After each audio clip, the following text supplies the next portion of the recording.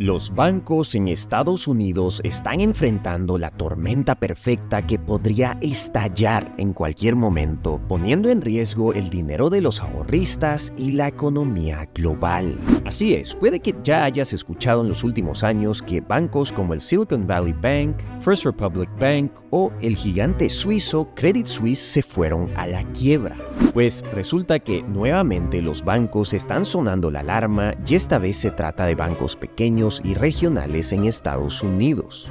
Estados Unidos es un caso extraño cuando se trata del sistema bancario. En Estados Unidos existen más de 4.600 bancos.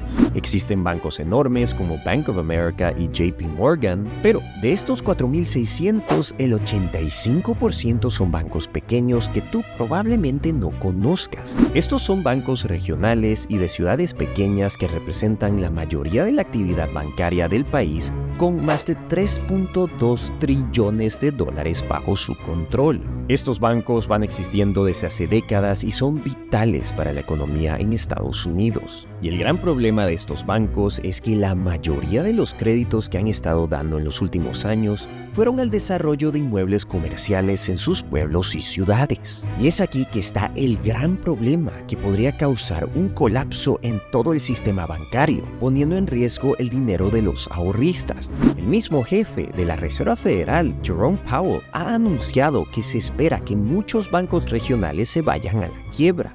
I'm sure there will be bank failures. It's more, smaller and medium-sized banks that have these issues. Resulta que desde que empezó la pandemia hubo un cambio enorme en el mercado inmobiliario. Muchas empresas se fueron a la quiebra, como restaurantes, bares, pero también oficinas. La gente estaba en casa, lo cual significaba menos trabajadores en oficinas y también menos consumidores físicos en restaurantes y de compras. Por lo tanto, el precio de los inmuebles comerciales, como los edificios de oficinas y locales de restaurantes o tiendas pequeñas, se desplomó. Pero a lo que la sociedad se reabrió, mucha gente vio esto como una oportunidad para comprar estos inmuebles a precios bajos para alquilarlos y sacarles una rentabilidad. Es decir, imagínate, si tú comprabas un local comercial por $100,000 y lo podías alquilar por $500 al mes, esto te daba $6,000 al año, lo cual es una rentabilidad del 6% anual. Si tú compras este local comercial con un crédito bancario que tiene un interés bajo del 3%, entonces tú, en teoría, estás ganando dinero sin arriesgar capital. Y justo después de la pandemia, los intereses de este tipo de créditos eran bajos. ¿Por qué eran bajos? Pues porque durante la pandemia, la Reserva Federal de Estados Unidos, que actúa como el Banco Central, bajó los intereses bancarios centrales a 0%. Estos intereses bancarios centrales son los que determinan los intereses que se pagarán por todos los créditos, desde tarjetas de crédito, hipotecas, pero también créditos para comprar inmuebles comerciales. Por lo tanto, mucha gente vio esta oportunidad y compró inmuebles comerciales. Todo iba bien y hubo una demanda enorme por oficinas, locales de restaurantes y tiendas pequeñas. Y todas estas compras eran financiadas por créditos que daban los bancos pequeños y regionales en Estados Unidos, que estaban viendo ganancias récords. Todo el mundo estaba feliz. No obstante, la fiesta terminó cuando la inflación se empezó a pronunciar en la economía mundial y también gracias al conflicto en Ucrania. Aquí, la Reserva Federal subió los intereses bancarios centrales a un récord nunca antes visto, cercano al 6%. Ahora, esto tuvo un efecto inmediato en los inmuebles comerciales. El precio de estos inmuebles empezó a caer. Esto es porque con intereses tan altos ya no valía la pena prestarse dinero de un banco para comprarlos y alquilarlos. Por lo tanto, la demanda se desplomó, lo cual hizo que los precios bajen. No obstante, no hubieron quiebras inmediatamente gracias a estos intereses altos. La mayoría de las empresas que se prestaron dinero para comprar estos inmuebles cuando los intereses eran bajos, pues normalmente tenían que pedir estos créditos con intereses fijos. Es decir, si ellos se prestaban $100,000 por 30 años al 6% anual, este es un tipo de interés que pagarían por esos 30 años, es decir, 6% fijos. Por lo tanto, Aunque la Reserva Federal subió los intereses bancarios centrales a nuevos récords, los intereses de estas empresas no cambiaron. Pero los que sufrían aquí eran los bancos que prestaron el dinero. Y para poder entender por qué, déjame explicarte de manera muy sencilla cómo funciona un banco.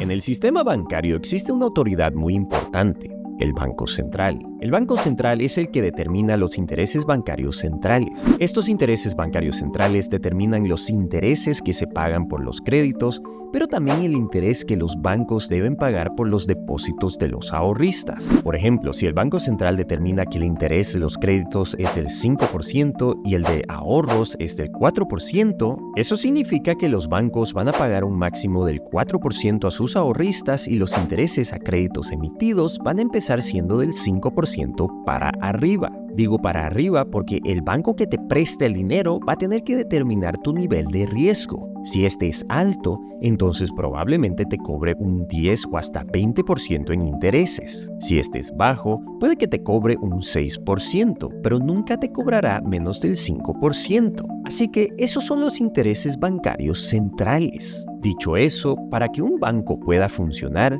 este tiene que captar depósitos de sus ahorristas y pagarle intereses. Digamos que el banco A capta $1 millón en depósitos. Este banco, como los intereses de depósito determinados por el Banco Central son del 4%, va a tener que pagar algo cercano a este interés a sus ahorristas. Digamos que paga un 4%, lo cual se traduce a $40,000 al año a sus ahorristas. Ahora, el Banco A puede emitir créditos usando estos depósitos de los ahorristas. En general, puede emitir de 5 hasta 10 veces más dinero en créditos de lo que hay en depósitos. En este ejemplo, esto se traduce en 5 a 10 millones de dólares en créditos. Al emitir estos créditos, el banco cobra un interés. Y ya que los intereses bancarios centrales para los créditos son del 5%, el Banco A va a cobrar un mínimo de 5%. Digamos que en promedio cobra un 6% y ha prestado en total $5 millones usando locales comerciales como garantía.